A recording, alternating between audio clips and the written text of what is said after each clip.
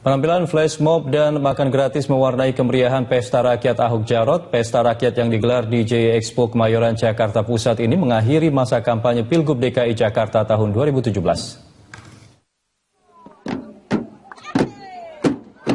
Mengakhiri masa kampanye Pilgub DKI Jakarta 2017, calon gubernur nomor urut 2, Basuki Cahayapurnama, dan calon wakil gubernur nomor urut 2, Jarod Saiful Hidayat, menggelar Pesta Rakyat di Kemayoran, Jakarta Pusat. Dalam keramaian Pesta Rakyat ini, pasangan Ahok Jarot yang didampingi istrinya masing-masing ikut larut mengikuti irama dan goyangan ala dangdut yang tentu saja mencuri perhatian warga Jakarta yang hadir. Dalam kemeriahan ini, tak lupa Ahok dan Jarot mengucapkan terima kasih kepada semua masyarakat beserta tim sukses yang sudah berpartisipasi dalam segala upaya untuk mendukungnya dalam masa kampanye.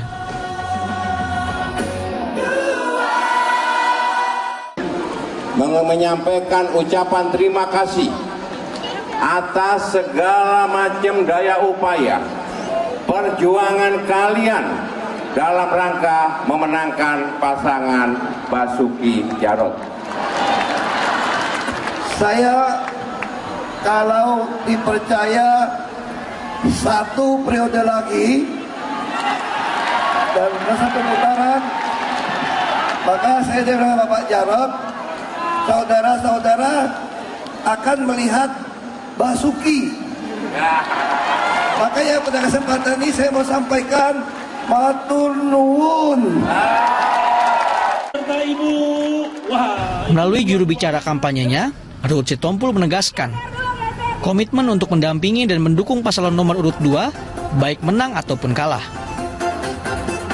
Saya mohon sampaikan kepada rakyat Jakarta, menangnya nomor 2, menangnya rakyat Jakarta. Yes! Selama masa kampanye, sosok Ahok Jarot menyita perhatian warga Jakarta dengan program-program yang disampaikan jika kelak terpilih menjadi gubernur dan wakil gubernur DKI Jakarta periode 2017-2022. Dalam kemeriahan ini, Ahok juga menghimbau masyarakat untuk memilih pemimpin sesuai hati nurani masing-masing untuk menjadikan Jakarta yang lebih baik. Elvis Kore, Kesa Panaji, Berita 1, Jakarta. Memasuki minggu tenang pemilihan wali kota Kendari, Sulawesi Tenggara, Satuan Polisi Pamong Praja bersama aparat kepolisian pagi tadi membersihkan ratusan baliho pasangan calon wali kota yang masih menempel di tepi jalan di sepanjang jalan poros kota Kendari.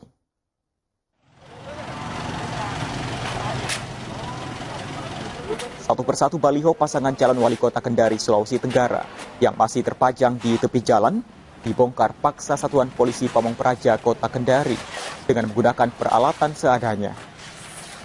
Baliho yang telah dibongkar kemudian dimasukkan ke dalam mobil truk Satpol PP. Penertiban baliho dikawal ketat oleh aparat dari kepolisian Polres Kendari. Petugas Satpol PP Kota Kendari akan melakukan pembersihan baliho selama 3 hari yang dimulai pada hari ini dengan menyisir seluruh jalan-jalan poros maupun lorong-lorong yang masih banyak terdapat baliho paslon, baik yang dipasang oleh KPU maupun para tim pemenangan paslon. Pembersihan baliho paslon sengaja dilakukan Pol PP sesuai dengan aturan pemilihan wali kota memasuki minggu tenang.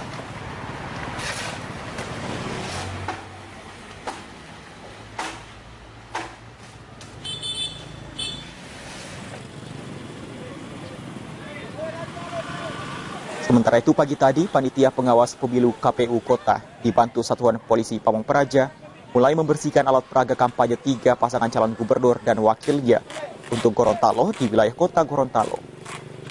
Satu persatu APK seperti spanduk, baliho, dan poster ketiga pasangan calon yang masih terpasang di beberapa titik diturunkan petugas. Panwaslu terpaksa turun tangan membersihkan alat peraga kampanye karena hingga batas waktu terakhir masa kampanye masih banyak APK yang belum diturunkan.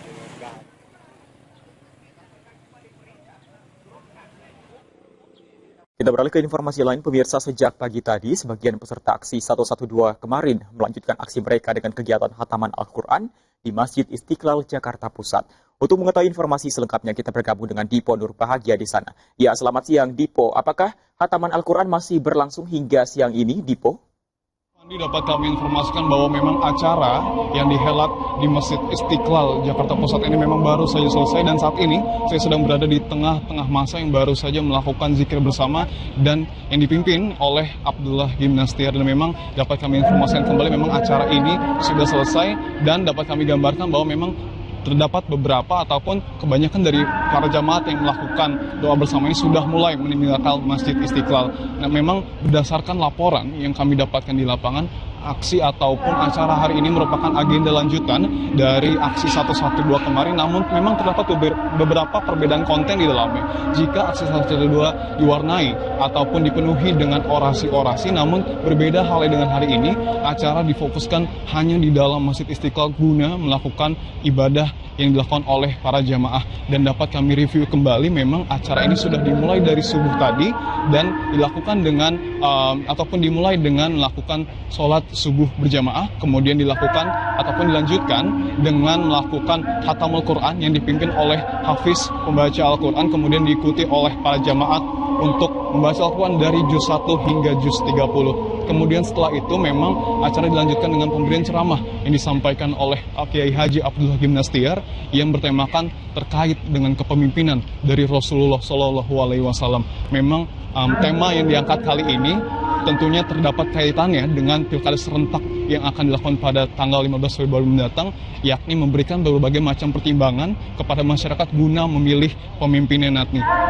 Dan memang dapat kami informasikan saat ini para jamaat sudah mulai meninggalkan Masjid Istiqlal untuk tentunya kembali ke rumahnya masing-masing. Demikian Fani yang dapat kami informasikan.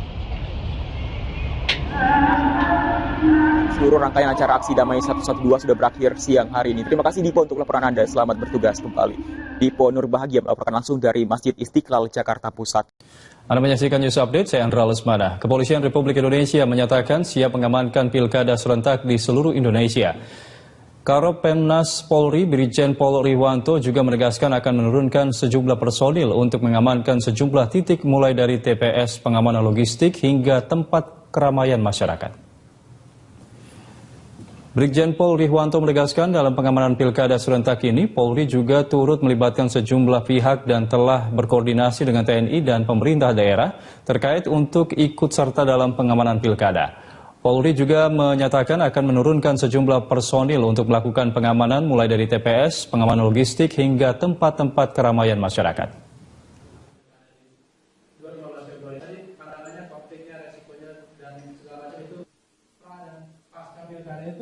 Pasukan sudah disediakan, sudah disebar ke tempat-tempat yang memang diduga takut dilakukan upaya-upaya oleh oknum tertentu membuat pilkada berjalan tidak aman.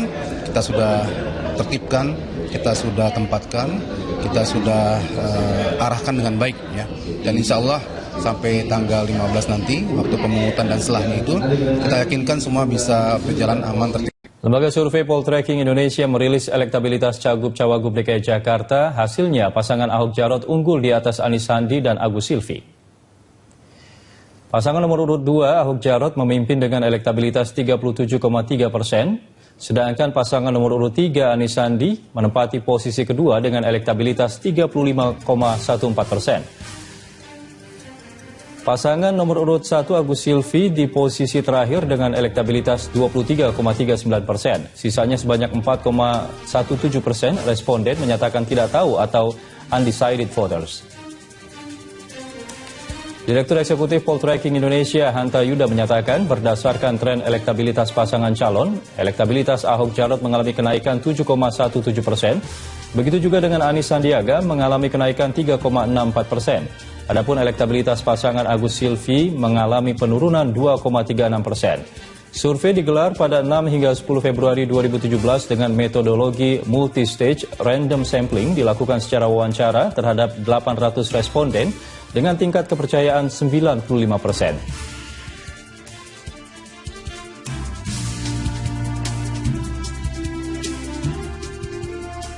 Satu, kalau dari putarannya agak sulit.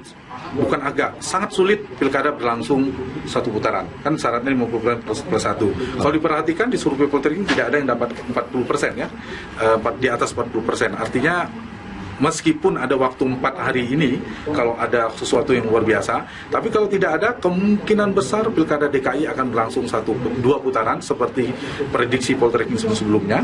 Nah, kalau tidak ada perubahan tren, itu dilihat dari trennya memang nomor 2 dan 3 lebih berpeluang.